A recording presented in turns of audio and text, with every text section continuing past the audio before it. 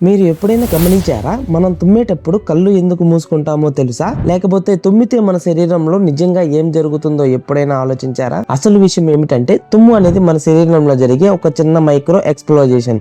అవును, మన మెదడు ఒక్కసారిగా అయ్యో ముక్కులోకి డస్ట్ వైరస్ వచ్చిందని గుర్తించి వెంటనే ఆదేశిస్తుంది బయటికి పంపించు అని. ఆ క్షణంలో మన లంగ్స్, ఛాతీ కండరాలు అన్నీ కలిసి ఒక్కసారిగా బలంగా వాటిని బయటికి దొబ్బుతాయి.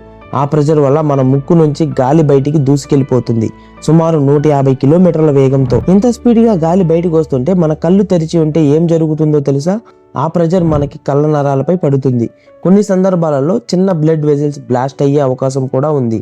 అందుకే మన బ్రెయిన్ సేఫ్టీ ఫస్ట్ అని మన కళ్ళను ఆటోమేటిక్ గా మూసేస్తుంది. అంటే తుమ్ము అనేది కేవలం హచ్ అనే శబ్దం కాదు, ఇది మన శరీరంలో వైరస్, ధూళి, బ్యాక్టీరియా మీద చేసే ఒక రక్షణ చర్య. ఇక్కడ నుంచి ఎవరైనా తుమ్మితే బ్లెస్ యూ అని కాకుండా నైస్ డిఫెన్స్ సిస్టమ్ బ్రో అని చెప్పండి. ఇలాంటివి రోజువారీ జీవితంలో దాగి ఉన్న అద్భుతమైన ఫ్యాక్ట్స్ తెలుసుకోవాలంటే సామాన్ కవర్స్ ని సబ్స్క్రైబ్ చేయండి.